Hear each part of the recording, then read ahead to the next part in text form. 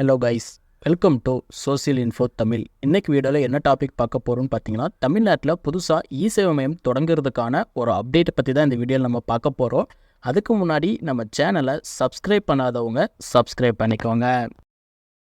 தமிழ்நாட்டில் மீண்டும் இ-சேவை மையத்தை துவக்கிறதுக்கான ஏற்பாடுகள் செய்யப்படும்னு அமைச்சர் பிடிஆர் பழனிவேல் தேவராஜன் அவர்கள் அறிவிச்சிருக்காங்க. ஸோ இதை பற்றி தான் இன்றைக்கி நம்ம பார்க்க போகிறோம்.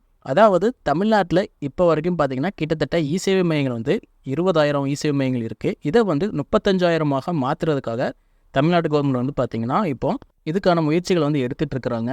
ஸோ தகுதியான விண்ணப்பங்களை கண்டறிஞ்சு அவங்களுக்கான இ-சேவை மையம் துவங்குவதற்கான ஏற்பாடுகள் பார்த்திங்கன்னா சீக்கிரமாகவே துவங்கப்படணும் அமைச்சர் தெரிவிச்சிருக்காங்க. இதை பற்றின ஒரு நியூஸ் அப்டேட் பார்த்திங்கன்னா tamil1india.com இவங்க வெப்சைட்டில் நேற்று வெளியிட்டிருந்தாங்க. ஸோ அதை ரெஃபர் பண்ணி தான் இந்த அப்டேட்டை நான் உங்களுக்கு கொடுக்குறேன்.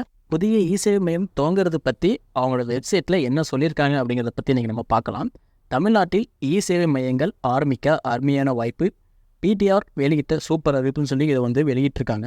அதாவது இ-சேவை மையங்கள் 20,000 35,000 உயர்த்த தமிழக அரசு திட்டமிட்டுள்ளதாகவும் விண்ணப்பிப்பவர்களுக்கு தகுதி கண்டறிந்து இ-சேவை மையத்தை துவக்க ஏற்பாடு செய்யப்படும் என்றும் அமைச்சர் பிடிஆர் பழனிவேல் தியாகராஜன் கூறியுள்ளார். அப்படிங்கிற மாதிரி தான் பார்த்திங்கன்னா அவங்க நியூஸ் வெளியிட்டிருக்காங்க. ஸோ இதுக்கப்புறம் இன்னும் என்னெல்லாம் சொல்லியிருக்காங்கிறது நம்ம பார்க்கலாம். தமிழக சட்டசபையில் பார்த்திங்கன்னா நேற்று பிடிஆர் பழனிவேல் தியாகராஜன் அவர்கள் பேசிகிட்டு இருந்திருக்காங்க. அந்த டைமில் இ-சேவை மையங்கள் இன்னும் பரவலாக கொண்டு வரணும், அதற்கான கட்டமைப்பை சிறப்பிக்க வேண்டும், கிராமங்கள்லேயும் வர வேண்டும் அப்படின்னு சொல்லி பார்த்திங்கன்னா எம்எல்ஏக்களான ஐயப்பன், எஸ்எஸ் பாலாஜி, ஜிகே மணி, சதாசிவம் உள்ளிட்ட கோரிக்கையை எடுத்திருந்தாங்க. ஏற்கனவே குறைந்த அளவில் இருந்த இ-சேவை மையங்களை இன்றைக்கி நாங்கள் 20,000க்கு மேலே அதிகரித்து உத்தரவிட்டிருக்கோம். இதே மாதிரி 35,000 இதை உயர்த்த எங்ககிட்ட திட்டம் இருக்குது அப்படிங்கிற மாதிரி பார்த்திங்கன்னா பிடிஆர் தெரிவிச்சிருந்தாங்க.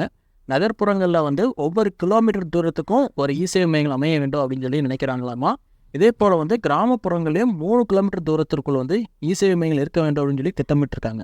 இதன் அடிப்படையில் தான் யாரெல்லாம் விண்ணப்பிக்கிறார்களோ அவர்களுக்கு எல்லா தகுதியும் கண்டறிந்து கடன் உதவி அளித்து அவங்களுக்கு இ-சேவை மையம் அமைச்சு கொடுக்கறதுக்கு தமிழ்நாடு கவர்மெண்ட் விரும்புகிறது அப்படின்னு சொல்லி தெரிவிச்சிருந்தாங்க.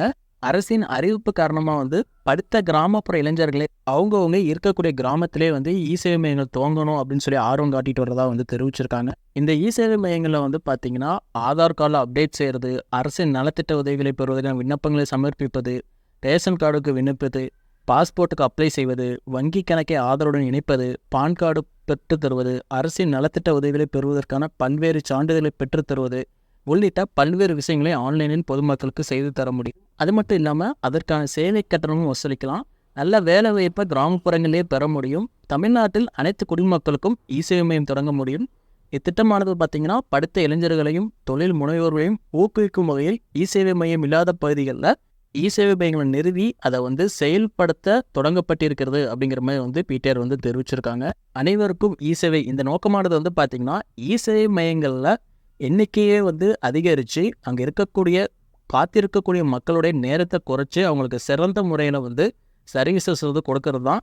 இந்த திட்டத்தை விண்ணப்பிக்கிறதுக்கு நீங்கள் tnecevai.tn.gov.in அல்லது tnega.tn.gov.in இந்த இணையதளம் மூலமாக நீங்கள் கவர்மெண்ட் சொல்லக்கூடிய அந்த காலகட்டத்தில் விண்ணப்பிக்க வேண்டும்னு சொல்லியிருக்கிறாங்க. கிராமப்புறங்களில் இருக்கக்கூடிய இ-சேவை மையம் செயல்படுவதற்கான விண்ணப்ப கட்டணம் 3,000 சொல்லியிருக்காங்க. அதே மாதிரி நகர்ப்புறத்திற்கான கட்டணம் 6,000 ஆன்லைன் முறையில் செலுத்த வேண்டும்னு சொல்லியிருக்காங்க. இது ஆஷ்யூஸ் ஆல்ரெடி நம்ம பார்த்திங்கன்னா இ-சேவை ஃபார் ஆல் ஸ்கீமில் அப்ளை பண்ணும்போது இதே ப்ராசஸ் தான் ஃபாலோ பண்ணியிருப்போம். ஸோ கிராமப்புறங்களில் இருக்கிறவங்க 3,000 பே பண்ணி இ-சேவை ஐடி வாங்கியிருப்பீங்க. நகர்ப்புறங்களில் இருக்கிறவங்க 6,000 பே பண்ணி வாங்கியிருப்பீங்க. ஸோ அதே மெத்தட் தான் பார்த்திங்கன்னா இவங்களும் சொல்லியிருக்காங்க. இப்போ டிஎன்இ-சேவை ஃப்ரான்ச்சைசி ஐடிக்கு அப்ளை பண்ணதுக்கப்புறம் செலக்ட் ஆகிட்டாங்கன்னா அவங்களுக்கூட யூசர் ஐடி பாஸ்வேர்டு பார்த்திங்கன்னா அவங்கள ரிஜிஸ்டர் மொபைல் நம்பருக்கு அனுப்பி வைக்கப்படும் சொல்லியிருக்காங்க. அதே மாதிரி அருகில் உள்ள இ-சேவை மையங்கள் தகவல்களை முகவரி ஆண்ட்ராய்டு ஆப் இருக்குது பார்த்திங்களா, அந்த ஆப் மூலமாக நீங்கள் தெரிஞ்சுக்கலாம் அப்படிங்கிறதையும் இது மூலமாக சொல்லியிருக்காங்க. அப்படி இல்லைன்னா tnega.tn.gov.in இந்த வெப்சைட் மூலமாக உங்கள் அருகில் இருக்கக்கூடிய இ-சேவை மையங்களை நீங்கள் தெரிஞ்சுக்க முடியும் அப்படிங்கிற மாதிரி பார்த்திங்கன்னா இந்த நியூஸில் அவங்க தெரிவிச்சிருக்காங்க. ஸோ இதை தான் பார்த்திங்கன்னா பிடிஆர் அவர்களும் தெரிவிச்சிருந்திருக்காங்க. நிறைய பேர் திங்க் பண்ணலாம், பாஸ்போர்ட் அப்ளை பண்ணுறது, வங்கி கணக்கை ஆதாரோட இணைச்சி கொடுக்கறது, பேன் கார்டு அப்ளை பண்ணுறது, ஸோ இந்த மாதிரிலாம் சொல்கிறாங்களே இதெல்லாம் எப்படி இ-சேவை போர்ட்டலில் செய்ய முடியும்னு. அதாவது இ-சேவை போர்ட்டலில் சிஎஸ்சியை வந்து மெர்ஜ் பண்ணிகிட்டு இருக்காங்க. ஸோ அந்த ஒர்க் இன்னும் போயிட்டு தான் இருக்குது. ஸோ அந்த ஒர்க் வந்து கம்ப்ளீட் ஆனதுக்கப்புறம் இ-சேவை யூசர்ஸ் வந்து சிஎஸ்சி போர்ட்டலையும் வந்து பயன்படுத்த முடியும். அது மூலமாக இந்த சர்வீசஸ் எல்லாமே வந்து பார்த்திங்கன்னா மக்களுக்கு வந்து ப்ரொவைட் பண்ண முடியும். இந்த சிஎஸ்சி போர்ட்டல் வந்து பார்த்திங்கன்னா ஜூலை இல்லைன்னா அதுக்கு மேற்பட்ட நாட்களில் வந்து பார்த்திங்கன்னா இ-சேவை போர்ட்டல் வந்து லைவாக ஸ்டார்ட் ஆகும். ஸோ அது மூலமாக வந்து இந்த பேன் கார்டு அப்ளை பண்ணுறது, ஆதார் நம்பர் ஷேரிங் பண்ணுறது, பேங்க் அக்கௌண்ட் ஓப்பன் பண்ணி கொடுக்குறது, இந்த மாதிரி நிறைய சேவைகள் வந்து சிஎஸ்சி ரிலேட்டடாக இருக்கக்கூடியது வந்து பார்த்திங்கன்னா இ-சேவையில் வந்து ப்ரொவைட் பண்ண முடியும். ஸோ அதுக்கான அப்டேட்டும் சீக்கிரம் வந்து பார்த்திங்கன்னா இ-சேவையில் வந்து கொடுக்க போகிறாங்க. இன்னும் என்கிட்ட சிஎஸ்சி இல்லை, இ-சேவை இல்லை அப்படிங்கிறவங்க வந்து பார்த்திங்கன்னா இனி வரக்கூடிய இந்த சான்ஸை பயன்படுத்தி இ-சேவைக்கு வந்து அப்ளை பண்ணிக்கோங்க.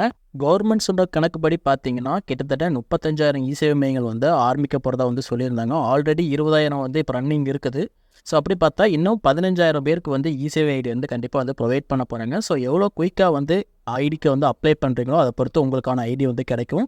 அது மட்டும் இல்லாமல் பார்த்தீங்கன்னா கிராமப்புறங்களில் இருக்கிறவங்க வந்து 3,000 பே பண்ண வேண்டியிருக்கும். நகர்ப்புறங்களில் இருக்கிறவங்க வந்து கண்டிப்பாக 6,000 பே பண்ணிடணும். பே பண்ணி உங்களோட டீட்டெயில்ஸ் எல்லாமே வந்து அந்த அப்ளிகேஷனில் வந்து கரெக்டாக நீங்கள் கொடுத்துருந்தீங்கன்னா உங்களுக்கும் வந்து பார்த்தீங்கன்னா கண்டிப்பாக யூசர் ஐடி பாஸ்வேர்டு வந்து ப்ரொவைட் பண்ணிடுவாங்க. நீங்களும் வந்து இ-சேவை மையம் வந்து ஸ்டார்ட் பண்ணலாம். புதுசாக இ-சேவை மையம் அப்ளை பண்ணுறதுக்கான அப்ளிகேஷன் வந்து ஓப்பன் பண்ணும்போது அதை பற்றின அப்டேட்ஸ் எல்லாமே வந்து நம்ம சேனலில் வந்து கண்டிப்பாக கொடுத்துருப்போம். ஸோ நம்ம சேனலை வந்து சப்ஸ்கிரைப் பண்ணி வச்சுக்கோங்க.